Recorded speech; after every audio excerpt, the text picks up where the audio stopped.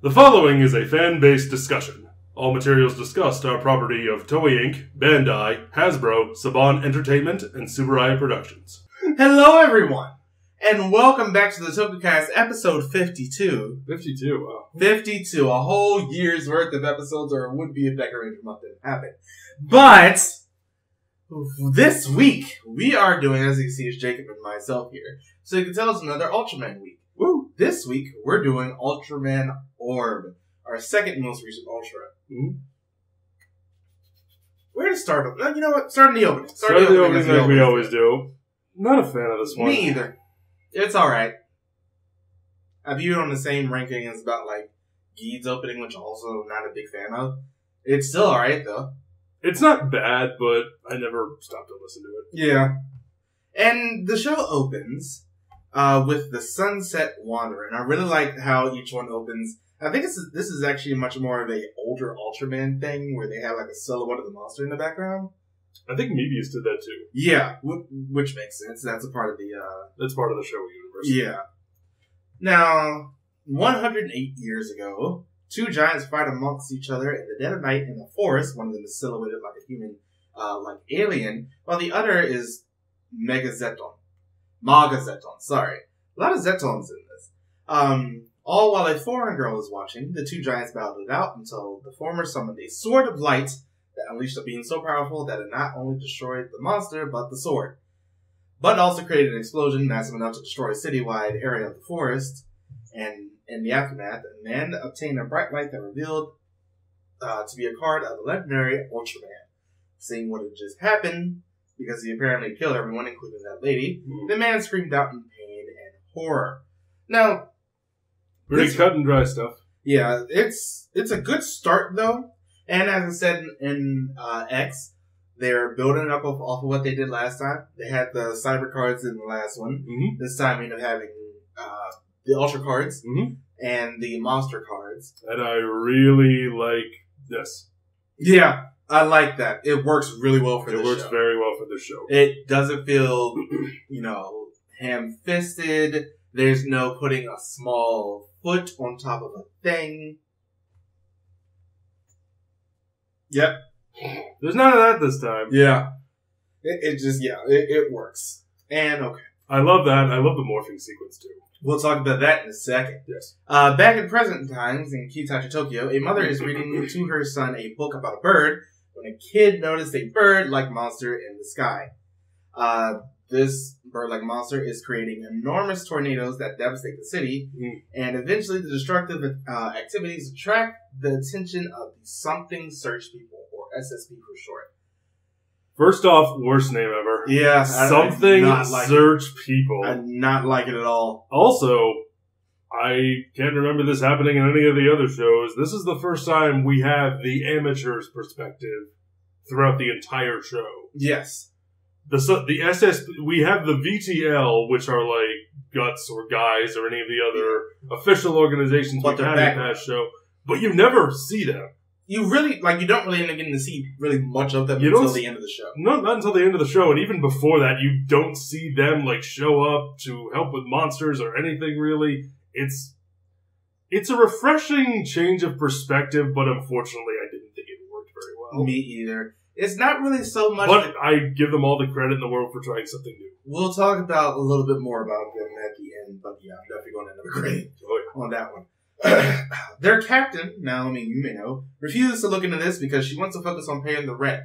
They use a lot of electricity in their job, mostly because the other two, Jetta and Shin, they have like the landlady coming to the door asking for rent, but they never really do it again, so I guess they're doing okay after this episode. After that point.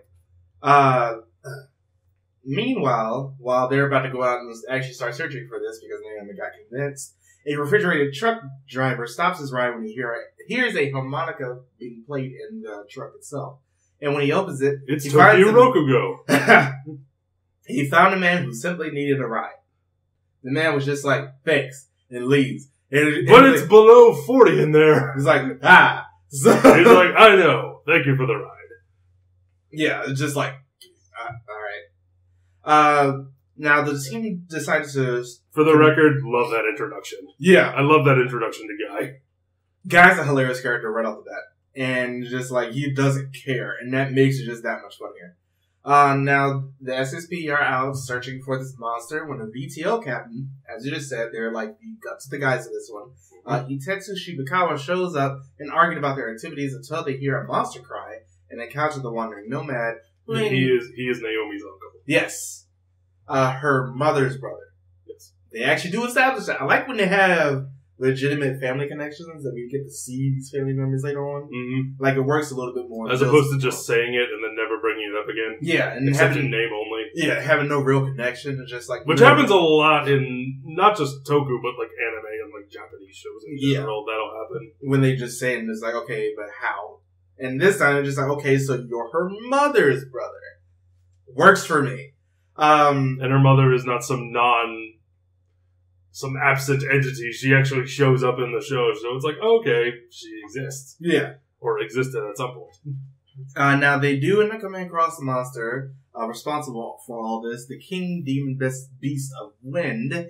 King is a thing that we actually do have to focus on here because that's sort of the, I guess, the tie-in for the first part of this show. Mm-hmm. And one thing I like about the monsters is the way they tie them into like Japanese myths. Yeah. And whatnot, the way the SSP discovers that, and the way they always find the monsters, it's like, here's an ancient scroll with this monster foretelling of that it's going to come here and ruin things. Yeah, that does happen in this show, though. It does happen every episode. Yeah, it's just like, oh. But it's still, I thought it was interesting. It's not just prophecy, which is a tired thing I hate. No. I hate prophecies. I'm just like, why? How about you just die instead? Not so the prophecy tells you that you have to, you just do. Thus was it written. But we end up getting to see that this monster is being fought by another giant, Ultraman Orb. Let's talk about his first outfit, which is a combination of Tiga and the first Ultraman. The first Ultraman. I like it. It's okay. I like the blue, the dark. I like the darker colors. Yeah, the darker colors really end up making it stand out around the silverish gray. And, with the giant circle. It is an orb. It's an orb this time. Yeah. Like X had the X. And I really like it. I think it just looks cool. I love the helmet. You could definitely see the prevalence of the past Ultras that he's using to make up this form. That's one of the things I like the most about this show is the fact that his forms are all fusions of other Ultras. Yeah. I love that. Which they're going and I love the morphing sequence as well. Yes! Ultraman-san! Tiga-san!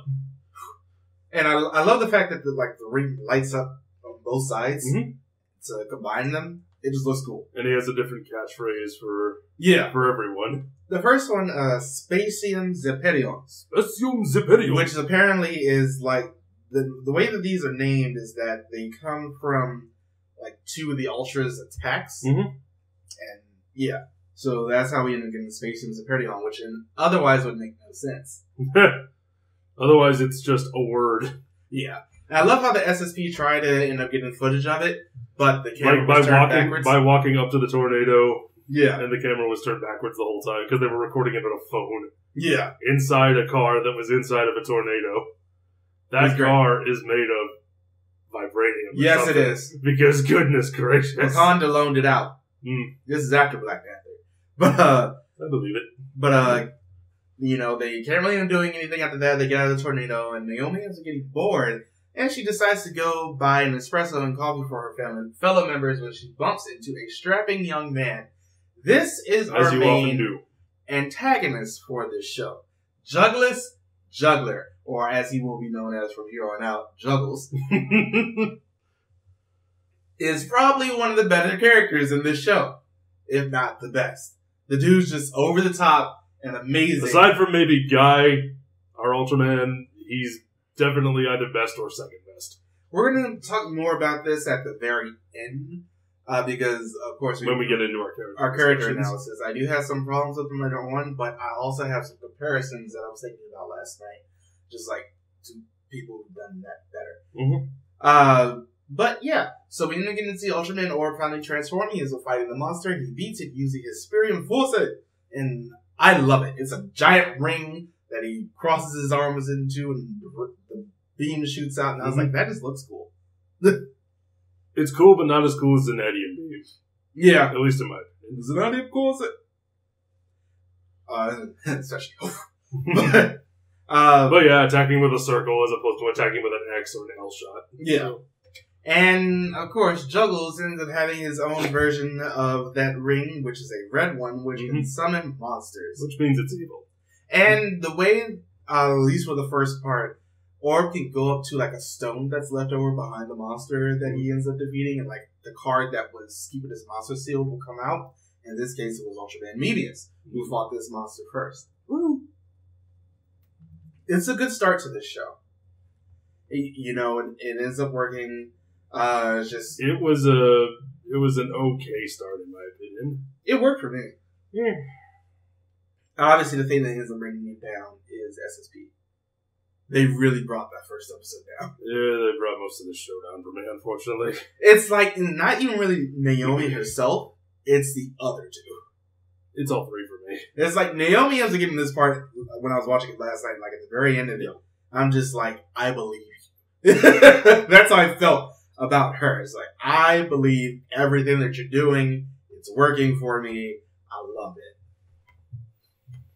But yeah, let's go ahead and talk about some of the other things that we end up getting. The first couple episodes is basically just Juggles summoning various monsters. Summoning monsters, gotta go fight the monster. That they're like, they have a specific element attached to them. Mm-hmm. And we get introduced to the Planet Invasion Union, which is a much more old-style Ultraman type of villain faction, because they focus on the people, and there's this one thing later on that Juggles says, and I'm just like, I completely understand where you're coming from. Mm-hmm. But let's talk about these other forms that we end up getting at the beginning after he ends up defeating the first couple of monsters.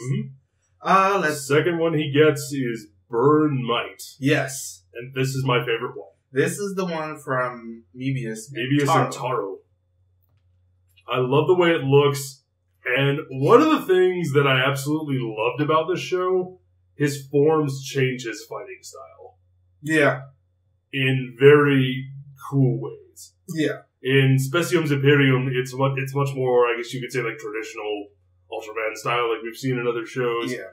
Burn Might, he fights like a wrestler. Yeah. He's doing flying body presses and suplexes and just like tossing people around. His finisher involves lighting himself on fire and just charging at the guy and like grabbing him and exploding. Up. And it's great.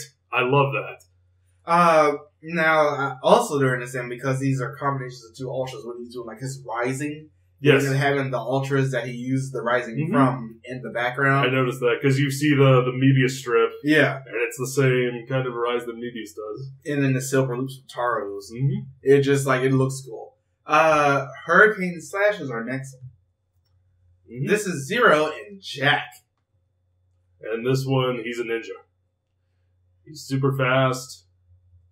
He's got all of the speed. It looks great. And I really this like one's pretty good looking too. How Zero has so much influence over this suit because the suit is mostly blue. And that just looks cool. It looks really cool, actually. Blue is a pretty primary color throughout most of the show for his suits. Yeah. Now, this show... Which is a nice change of pace. This show does something pretty good with its episodes, where it's like, they'll seem like one-off episodes, but they'll tie into something later on.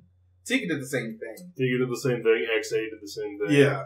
It's just like, you know, we end up having, there's a lot of setup, we end up introducing an occasional character or something like that, and we don't see them for a while. But there's this one episode where this girl can, like, see flashes into the future, and she's, you know, really fatalistic because of that, because she thinks that everything that will end up happening will happen, there's nothing you can do to change it, until she figures out that she could, you know, really start helping to change this, like she saw Orb get shot down by a monster, and she told Orb to watch out when the monster reformed behind him, and he dodged and killed the monster.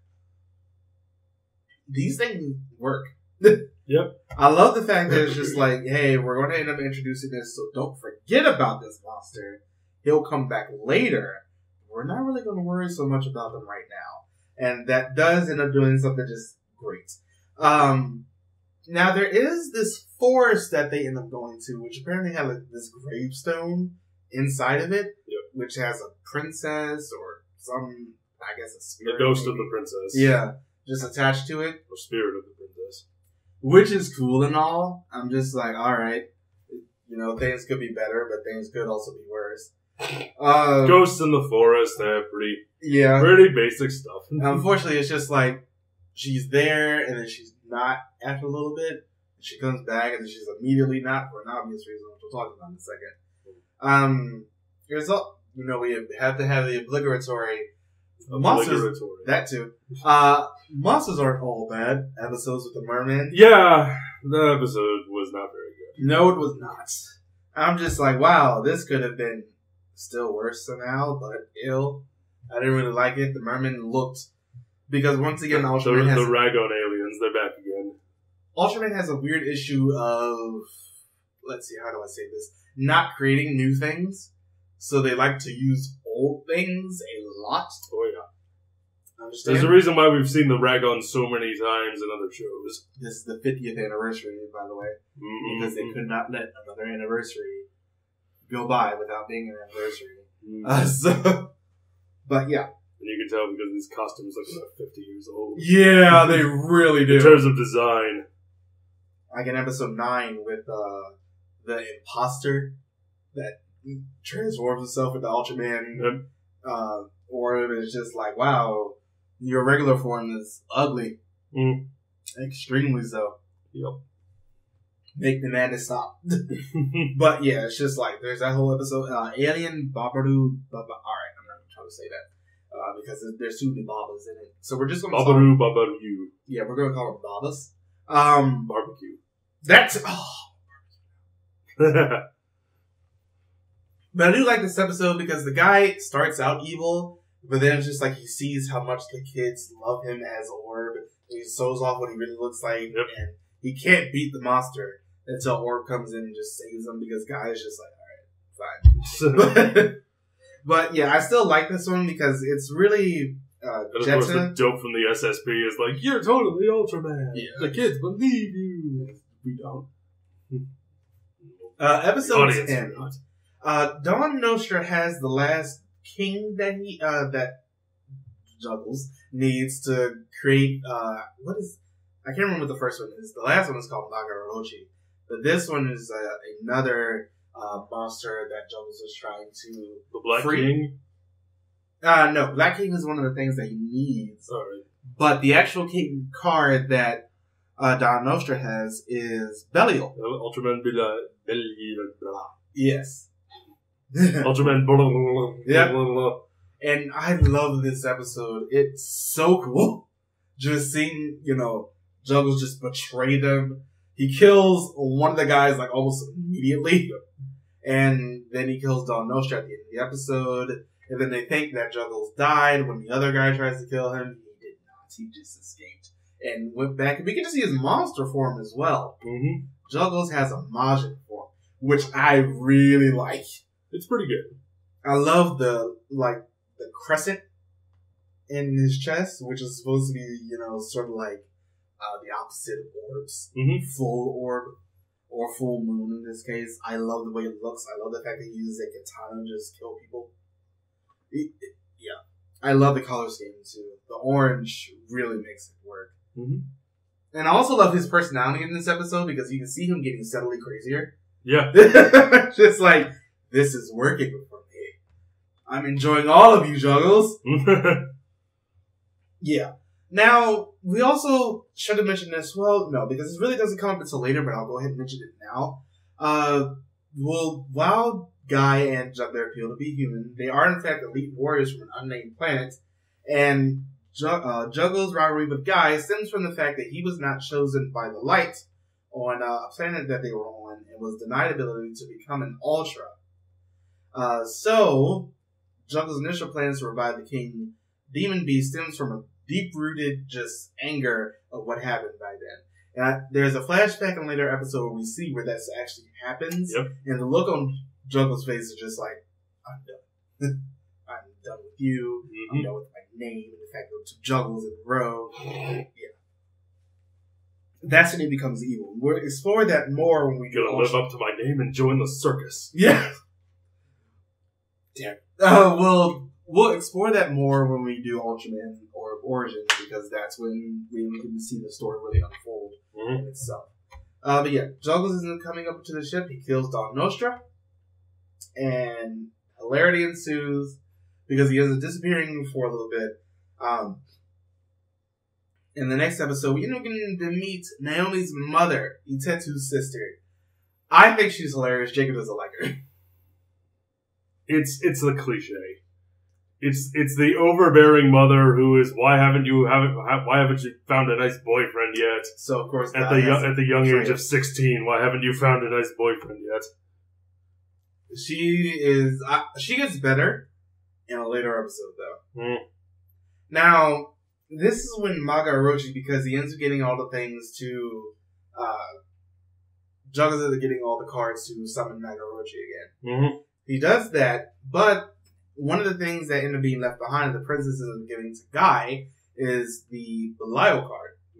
Along with the Zolfi card, which is apparently keeping Maga Orochi down.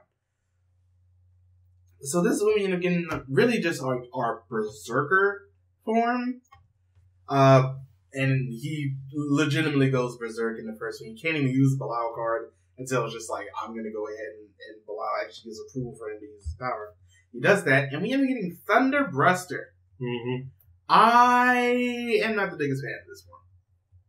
Like, I love how bulky it is. It's alright. Like, it's huge. It's Soul. He was always there always at the gym. He never skipped leg day. But he didn't skip any day. He went overboard in the arms, though. Yeah. But I'm not the biggest fan of the way that it looks. I think it's just because of the fact that I keep seeing Belial over it because of the eyes. And we all know how much I hate Belial's face. It's kind of like Geed. Yeah. This is actually a very good precursor to Geed. It's not, the worst form, but it doesn't going insane. There's the moment when the VTL are shooting at Maga Orochi, or rather, no, that happens in like the very next episode, but there's that whole scene where he transforms into Thunder Bruster, he goes insane, the VTL like shooting at the monster, and then you see like the cockpit sight, and you see just him at the thing, and I'm just like, oh! Usually just like him right there and just swats the thing out of the sky. Yep. It's a great one, and I love the way that this one looks. He also ends up chopping off the monster's tail in this one. Like, legitimate, just, and that's it. And I'm just like, alright. But he hates the way that things end up happening right there. And originally, at the end of the last episode, Juggles took all the Ultra cards. He gave those back to him because he's just like, alright, beat me, fine. And he just leaves. Oh, fine. We're gonna skip episode 13. There's no point in talking about it. Because it's a clip show. It's a clip show, and I hate clip shows. Now, episode 14, Justice Out of Control and Never Say Never, because apparently Justin Bieber. But James Bond. There's this robot that ends up coming into the city from like a weird portal, and we end up getting to see like some of the, I guess, engineers who build some of the VTL ships. Like they build like the springs and everything that are used inside the ship for ejector seats and things of that nature.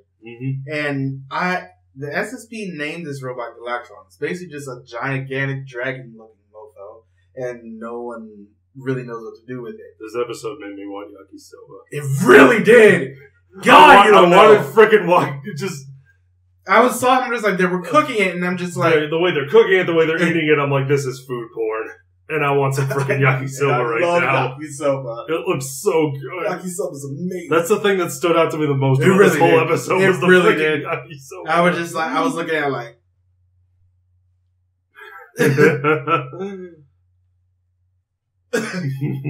But yeah, so this robot is obviously not the best of people. It ends up basically just trying to, hey, I'm observing this planet. I see there's a lot of destruction and environmental destruction and just people killing other people. So we're just going to wipe the slate clean and start again. And so to do that, he basically is using sort of an avatar or controller. So he takes Naomi and uses her, or transforms into Thunder Bruster because none of his other forms can do anything against this thing. That's when you're getting a close-up shot of the plane and getting shot out of the sky. Fortunately, the pilot got out. And unfortunately, Thunderbuster once again does go insane and basically just rips that monster to shred with Naomi inside of it and blows it up with her inside of it, but she somehow survives. Oh, thank goodness. And I love in episode 15, this is when the mother comes back and she's dressed up as a Blues Brother. But it's hilarious to me for some reason. Because she's just like, if I don't come in here, everybody's like sort of rampaging around, especially the news, trying to get an interview with you.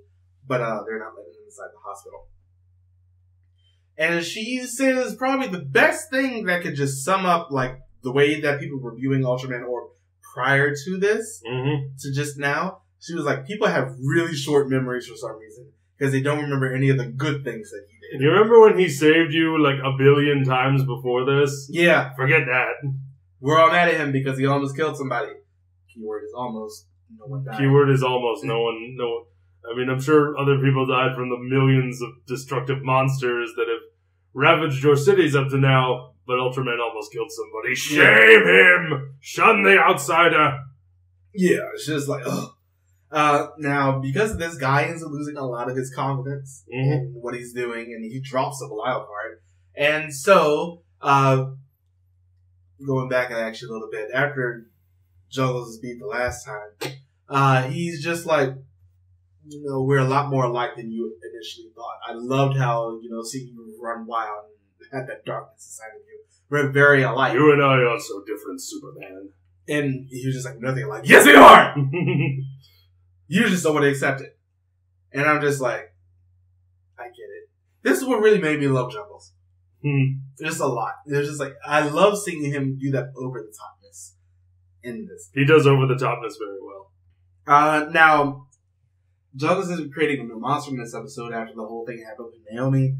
But Guy can't win without Thunderburst's power. He ends up using it, but this time, thanks to the help of the SSP and Itetsu, he ends up getting attacked by the VTO, by the way. Once again, people have very short memories for some reason. But he ends up getting over it. He ends up fully embracing the power and being able to use it a lot better. Bam! Thunderbuster. Now, in the next episode, there is Zapandon. This is a bit of a silly name. Yes. I mean, Juggles is no better. But Juggles is worse. There's a new monster, Zapandon, with even the use of Thunderbuster. He can't end up beating it. He can't catch up with it, even with the Hurricane Slash form. That wasn't working. But he ends up getting a new card, or rather a card back, that ends up letting him transform into Orb Origin. Let's talk about that form for a second. I'm okay with it. I'm not a big fan of the fact that the sword on the inside, when he's like in the Ultra himself, is super small though. It's the toy, obviously. And I'm just like, why is it so tiny? But I love how it has like wizard symbols on them. So he has fire, water, earth, and air. So basically he just has to go all dragon and we're good. But I like except it's actually good. Yeah. I like the way that it looks though. I like the way it looks as well. Orb Origin is a pretty okay form. You know, it's just him. He is a black Ultra. Which is, you know, something we don't end up seeing a lot. But I like the way that it ends up looking. You know, this is Orb's form. He's very, very strong. And it just works for me. Yeah. I like the way that tune that he's always been playing. The tune that he's been playing on his harmonica throughout, I like the way it comes back and is used in this form. Now, in episode 18, we end up finding out that Tetsu has a daughter, which is something they really should have mentioned earlier. Yeah, that really came out of nowhere. I'm just here like, Naomi, you couldn't have mentioned that. The daughter hates her dad. It's like, well, no wonder. He spends all his time with his niece. Yeah. I'm just here like... He spends every waking moment with his niece and her dumb friends. So yeah. I'm just like, you couldn't no wonder she's mad. Like, he couldn't mention his daughter, or Naomi couldn't have mentioned her cousin at some point. I'm just like... And then they do, and we end up getting to see, like, a pretty, you know, good thing for Itetsu, because we get to see him, like, actually fight a monster and defeat it himself. Let's talk about his gun. It's a revolver. With like a standard revolver with bullets. Yeah. I understand, you know, there's some suspension of disbelief, and apparently it's got enough power to incinerate oil canisters. Yeah. But really? He's fighting monsters and that's what they gave him? Yeah. Now, I understand for the show you don't want to make... We're not focusing on the VTL, we're focusing on SSP. But thinking back to Ultraman X, where they had the power of an L-shot laser in their guns, you'd think they'd want to upgrade to something other than bullets. I mean, to be fair, they were much more used to fighting on the ground. It is. We see that a lot. That's a very good point. It is used against human-sized monsters. It's not really used against the aliens. Giants. But that's a fair point. 19, this is a little bit of a filler episode, but it does end up giving something for Naomi, and I like her in this episode quite a bit. It's the episode with the samurai, that is like the wishing stone that people will get together if you like place your shoe. Shut up. I tried it. I wish. Like, no! I wish. But we all wish. There's like this wishing stone. If you place your shoes in front of it, you'll like find somebody that you're supposed to be with. And her friend was getting married. She ends up attending a bachelorette party. And everyone there's a dick. They are terrible to her. They're all dicks. I'm sitting here like she was eating something. Why are you all laughing at her for having a little bit of chocolate right here? I'm just like, why are you all awful people? And then they find out, oh, you were doing, because we see her at a job earlier. She's doing traffic conducting. Her little high visibility vest falls out of her bag, and everyone's like, ha ha, you have a job. And I'm just like, what? What? Who are you? She's working. Isn't that a good thing? Apparently not. Yeah, and just like... and even the bride is just... They're like, haha, she's stupid, right? And she's like, yeah, I guess.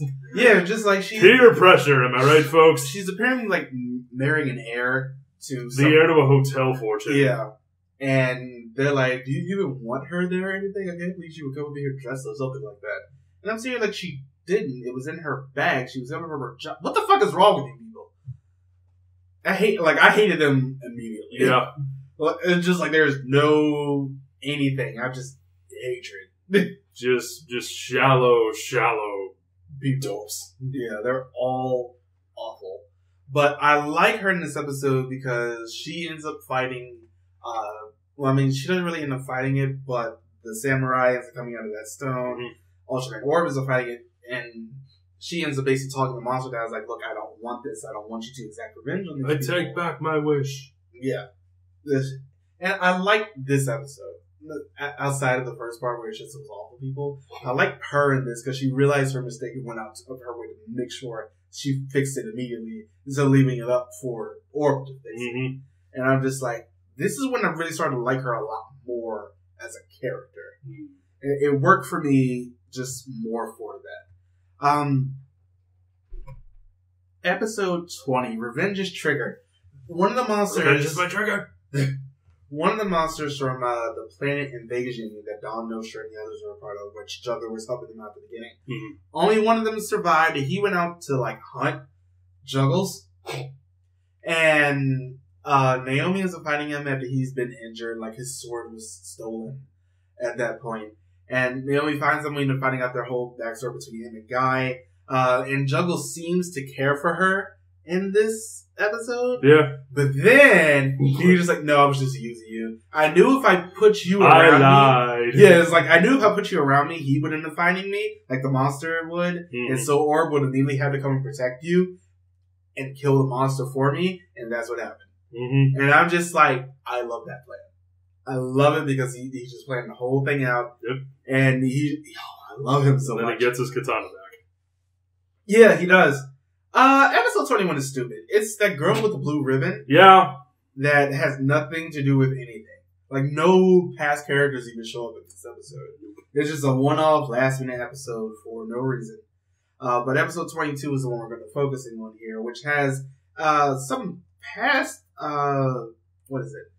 some past Ultraman villains. Black Owner, who I think was Black Commander. Manager Black. Yes, the Black Directive. Commander Black. He was an Ultraman Leo.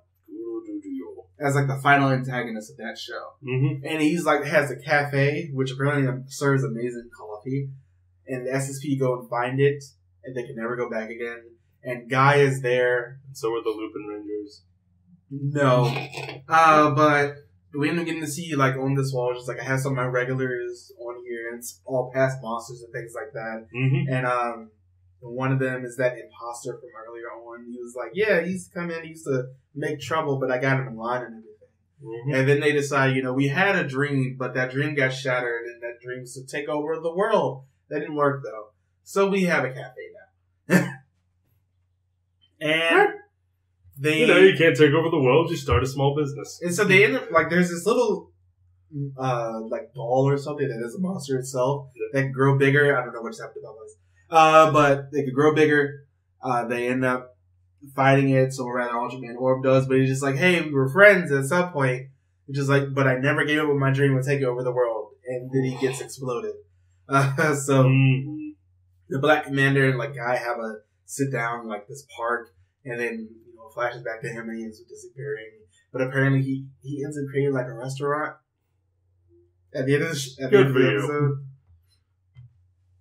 episode. In episode 23, this starts the end game for the show. Because Juggles decides to come back. He's been powering himself up. I'm going to keep going with that, and you're going to love it. It's never going to stop being funny. I know. But he ends up, constantly, slashing at buildings and everything, trying to power himself up. I do love how they try to give a scientific explanations for why these cracks are appearing in the buildings, though. Because apparently this will happen if, a certain atmospheric condition is met, and it, creates a vacuum. And that'll, pull it out. I don't know if it's bullshit or not, but I love how they try to explain it in the show. Mm-hmm. And of course, Juggles ends up fighting him at the end. He ends up fighting, and of course, Orb ends up fighting Juggles. And Orb almost doesn't get killed, but they go into Orb origin. Orb's over there protecting the SSP from getting killed and everything. Mm-hmm. I love there's that one scene where Juggles and Orb are fighting each other, and their swords fly out of their hands. They look at each other, look back towards the swords really quickly. I thought that was hilarious. Yeah, it's just they end up doing that. Orb, of course, ends up beating him, and Juggles falls asleep on a building top, or it's blasted to the top of a building, and he's back in his human form. And he gets up, and Tetsu, the VTL captain, is there. He's looking at him, he's pointing a gun at him, and Juggles goes like this, and then all these ships coming from behind Tetsu. I was like, all right, that's sort of badass. I love that moment. And then Juggles that was a really good scene. Yeah, Juggles is like, bang. he got a little Cowboy Bebop moment in. Yeah, it's like, that's great. Mm-hmm. Magarochi has been reborn. The thing they ended up beating earlier as Magata no Hirochi. Mm-hmm. The legendary devourer of worlds. And I love how they have Juggles in this containment feel. Sort of what they did with Loki and the Avengers. Uh-huh. They have a straight jacket. It's a similar thing. Yeah. It's just wow, that's a thing. And I love how this episode starts because in one evening, 3 monsters, Damaga, Telesidon, and Gomez arise from the ground. Mm-hmm. Orbis, Hurricane, Slashes are coming down, and then all the monsters fall over dead. And he's like, what? Yeah. Well, that was strange. Now, Naomi has apparently been having some childhood dream that she's constantly been having of some thing made of light, some being made of light. This time Naomi was in Natasha's place, the girl from the very beginning of the show. Mm-hmm. Because apparently she's her great-great-great-granddaughter? Seems about right. Yeah, it's either one or two greats. And yeah, apparently she was rescued by an unknown figure when the explosion happened. She thinks that's Guy. It's not, but we'll get into that in a little bit. Not. Meanwhile, at Japan's VTL headquarters, because Magato Orochi has come down. Mm-hmm. Which kind of looks like a high school set. Suganuma, is a director. Mm-hmm. I swear he was in something else, because he looks extremely familiar. Shiro Sano is the actor's name. Let's see what else he's been in, because I swear he's been in something else Toku related. He was in Kamen Rider. Yep, he was in X8. Yeah. He was the doctor in the movie. He was Doctor. I'm sitting here like that. I was like, you look so familiar, but I can't place your face. I was like, oh, because I've only seen him once. Is it because of the glasses? No, it's really just because of the fact that I've only seen him once. Mm. He was also in the Gokaiger Gavin movie. Gavin movie, as the prison warden. Mm-hmm. So now that that's out of the way, I was like, if I don't figure it out, it's going to bother me, and I hate it. But he ends up going down to see Juggler, and of course, Magato Orochi is coming down. Juggler's getting out of the containment field that he was in because they apparently had the containment field power of a paper bag. So he was also in a bunch of Godzilla movies. Wouldn't be surprised. That's cool. Juggler's mentioned that to stop Magato no Orochi's revival, they had to strike the monsters on the ground chrysalis. And apparently there's like this tree that was wholly protected, so he can't end up doing anything after that. Or rather around that area, so the energy they were drawing out of the ground is not going into Magato Orochi. So he has a weak point on the side of his jaw. And Guy and Naomi race to the BTL headquarters because they know that Juggles is just like, I'm not really trying to help you. Guy transforms into Orb Thunderbreaster to actually go and try to fight the thing because that book is like Pacific something. Pacific Rim? No, the Pacific Records. Apparently that entire book has been a thing throughout this entire show, by the way. We haven't really mentioned it because that's the prophecy portion. But it mentioned it's what they've been reading throughout whenever a monster shows up. Yeah. And it said, because of course, Juggles is saying the thing, there's nothing more scary in the universe than somebody who's acting out of desperation and fear. And I was thinking, like, that's incredibly accurate, one. Yeah. And two, it leads to Magato Orochi actually coming down in the first place because they fire off a rocket, and in the Pacific Records, like an arrow, like a bolt from the sky, and that's exactly what happens. They shot a missile. And it explodes, and all that energy comes out. Magato Orochi comes back, and yeah. It's just like, well, we did that. Oops. Whoops. Now, Guy transforms into Orb Thunderbreast with the same power that he used to destroy Orochi before, but the combined forces of the original King Demon Beast powers and its own were too much for him to handle. Because that thing started, like, absorbing the energy that it was shooting at him and everything, and, like, it just... He tries to use Orb Origin, but and the Orb Supreme Caliber, but that energy was quickly eaten.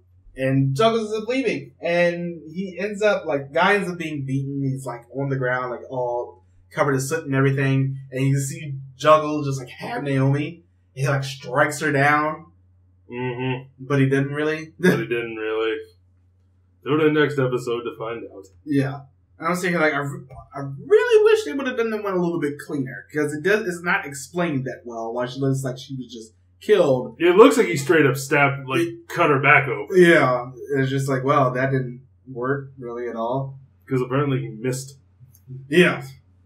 Now, Jetta and Shin, the other two SSP members, find themselves trapped inside the SSP while in possible danger of being burned alive because a building more or less collapsed on them. Mm-hmm. And he's just like, there's a whole bunch of flames and everything. And Shin's like, no, we'll probably blow up first because the gasoline tank was pierced, so... So there's that. Yeah. Always. And Guy ends up receiving a message from Juggler in one of those little Russian doll things, which has been a thing throughout this entire show. And it, like, pops out like a jack-in-the-box and delivers a message to him in Juggler's voice, which is hilarious, by the way. It's so up there. It's just great. And Naomi ends up waking up on Pier 3, and that's where Guy goes to try to fight Juggler. And I love this scene for Naomi. Naomi's just like, alright, Guy, don't worry about me. Even if I die, but you have something much bigger and much worse to fight against than worrying over my life. You have to save the world. Yeah, so if I die... That's sad and all, but don't forget you have other things that you have to do. But if everyone dies, that would be worse. Yeah, and Juggles is like holding his katana to her neck, and she just looks in his eyes like, go ahead, do it. I fucking dare you. And you ain't got nothing to lose. Let's go. And I'm sitting here like, this is when I knew I just loved Naomi at that point. I'm just like, all right, I'm here for this now. Naomi was like, I'm not taking no one's shit. I got things to do. And VTL ship is getting shot down by Magato no Orochi and like crashes right into where Naomi and Juggler are standing. And Juggler has just been going crazy this entire time. It's been a great thing seeing him go from partially sane to just over the edge already. And he ends up saving Naomi though, because he's just like, if I have one weakness, I'm going in and saving somebody at the end of the day. This is when I didn't like him. Mm-hmm. I'm just like, you were better as just a straight up. It feels like a betrayal of character. It does. It's a switch to the light side that comes out of nowhere. Yeah, and he ended up saving Natasha before as well during that explosion at the beginning. And I'm just like, I don't know, something about this doesn't really work for me. It just like it could have been better done than what we ended up. You have Naomi standing up to him. That feels like a progression. Yeah. This feels like the opposite. It's what? Now we end up getting this scene. We have to have him heroically sacrifice himself. Yeah, and then even though he's been evil this entire time. We'll actually get to that in a second. But I love that scene where like Guy is going out to fight Magato no Orochi. He like after he Juggler ended up saving Naomi. Guy like punches him and hugs him and was like, "Thank you," because you know they were friends at one point, and Guy doesn't necessarily hate him. He just feels disappointed from what he became. Oh, those years, Charles, we spent fighting each other. Basically. But I love there's a scene where Guy is running and he transforms and like I love that scene. Ultraman and Tiga like flying beside him and then they come together and form Orb, and it just looks great. It just looks really cool. And then he ends up fighting Magato no Orochi. Juggler is coming in to help him, and there's like a weak spot on the side of his jaw. And then Guy ends up summoning like all the Ultras, while Juggles is just like holding Magato, and they shoot it and kill the monster. And they kill Juggles, but he's not dead. Guy decides to leave at the end of this instead of staying with the SSP, which after Jet and Shin were saved by her Naomi's uncle and the rest of the VTL. Angels look like Itetsu-san. Yeah, I was like, that is horrifying. But I love that entire like last part of the episode. And I love the fact that Guy left instead of staying with, because he obviously liked Naomi, but he's just like, I got other things to do. There's a lot more people to save in the world. And we end up getting to see Juggles off in the distance, like watching them. It's just like, I didn't blow up. I'll be back eventually, which is the next movie. Let's go ahead and talk about the characters, because that's the end of the show. Yep. You know, with all the Ultras, and there's this one scene though, like right before they fire all their beams, where what is it? Like you see all the Ultras like get ready to like charge up a laser, but you see like the regular Ultraman just standing there. Because he didn't really do anything. Yeah, he just said, "Oh." Because that's all he did. But then you have like Mebius who does like the cross, and then this.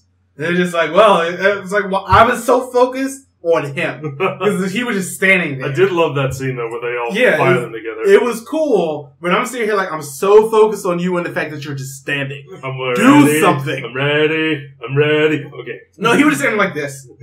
Arms down. I know, but still. Ready to go. Everybody else doing their thing. It's like that one scene from the first Superhero Tyson. No, not Superhero Tyson. It's the one with Gaim, Kamen Rider Tyson. Yeah. With Gaim standing in the middle of Fives and Decade, and Gaim is over there doing all of his stuff. He's doing all of his thing, and then Fives. You see Fives just like, bump, and Decade's just like, yeah. And then Gaim is over there like, what the fuck? He's doing an entire choreographed dance. Yeah. Because, you know, that's the point of that show.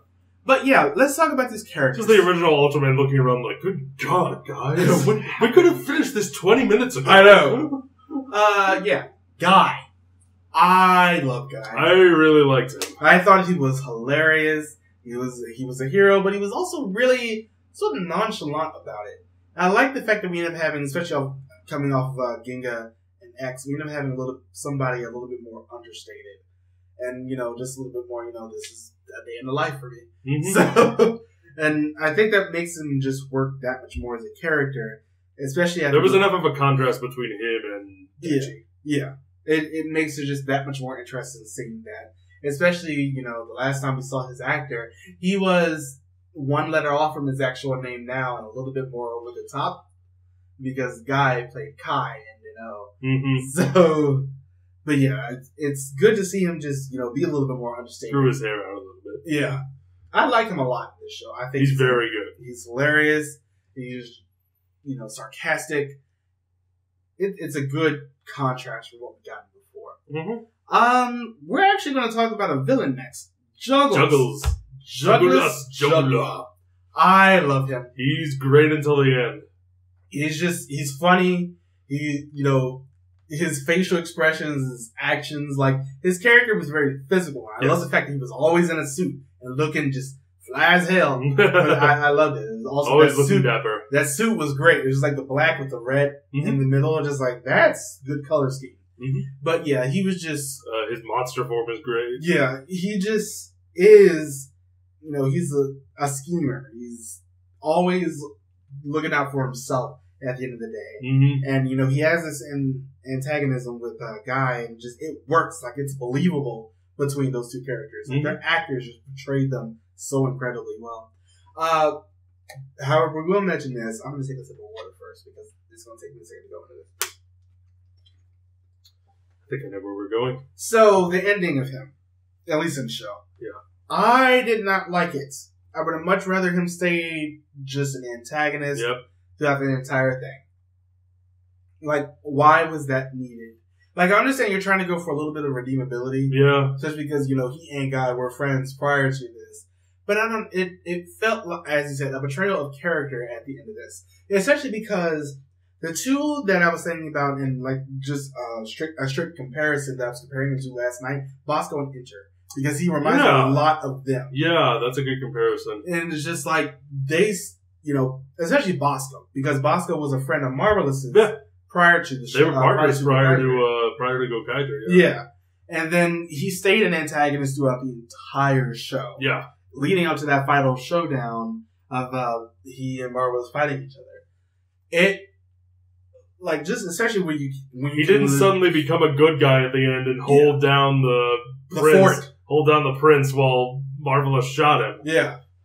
It was just... I don't think it's... He didn't need to hold Magato back. Yeah. What...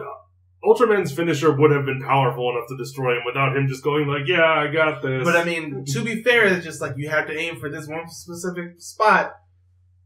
But it just like... I feel like they could have written around it in some way. Because Juggles was such a great, amazing character at this point. He was over the top. He was funny. He was charismatic. He was evil. He was smug. He was a great villain. He was everything you look for in a great antagonist. Yeah. And then it's just like you end up giving him this one bit of light at the end. And I'm just like, Not to say that I'm against turning the villain good at the end. It can be done well, but it was not done well here. Yeah, because they didn't really have anything to lead up to it. It's like, there's no build up to it whatsoever. Because it's in the last episode. Yeah, we don't end up finding out that he actually saved Natasha until the last episode. Mm-hmm. And I'm just like... Oh, by the way, I did a good thing once. 100 years ago. 100 years ago. I haven't done it Does since. that count? Nope. But, yeah, it didn't work as well in this show. Because it's just like, you had so much leading up to him just being a strict antagonist throughout the entire thing. Or maybe a deuter antagonist in some other cases. But, yeah, in this one, it doesn't work nearly as well. Yeah. Alright. The SSP. We'll talk about them as a collective. I did not like any of these three. Jetta and Shin, I did not.